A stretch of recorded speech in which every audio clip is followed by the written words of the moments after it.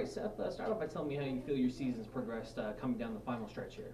In the beginning, it was a little inconsistent, but now that it's coming around towards the end, I think it's coming around a little better, and times have been going down, so that's good. Placement's been better too, so I'm happy with where I'm at right now. I'm pretty confident going into districts. And then talk to me a little bit about districts and what that course is going to present to you. I've never ran this course, so it's kind of going to be a surprise. I've seen it, but never actually raced on it, so hopefully it won't be too big of a jump. I know people have raced it from our district before and this season too, so they'll be a little more accustomed to it, but I'm not too worried about it going in.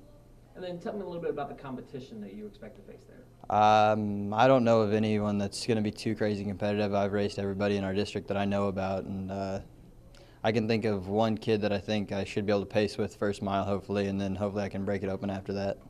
And then moving on to the state meet, talk a little bit about that course and I guess some of the same things that how it challenges you. So state is an extremely hilly course. It's not too technical, but it is hilly. It's a smooth course, but it should be pretty tough. It's going to be hopefully a guts race, and I'm completely fine with that. Every year it's been pretty tough. I've just about passed out a couple times at it, so I think I'm in the best shape, and I'm in the shape that I need to be in. I'm strong on the hills, so that'll be the hardest part. I think whoever breaks it open on the hills will be the one that wins it. So I feel pretty comfortable going into the state meet with knowing that.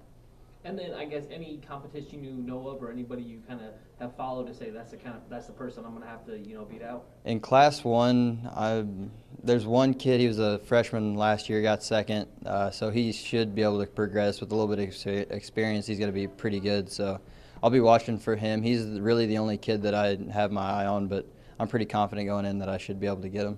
And then what kind of motivation do you have? You've accomplished so much, both cross country and track and field. What kind of motivation do you have being a senior to close it out on such a high note? Just winning's motivation enough. Hopefully I can do that, but state records there. I'm hoping to get it. I was a ways off last year, but I've ran times faster than it this year, as long as I can do it on the hills, and I'm pretty confident that I can get that. And it's not a time that's too crazy far on hills. I've ran 30 seconds faster than it on a flat course, so I think it's definitely something that's realistic to get. And then just having another state title and all these other records, does that kind of make training a little easier? Does it help you push through like an extra mile or pick things up when you're working for everything?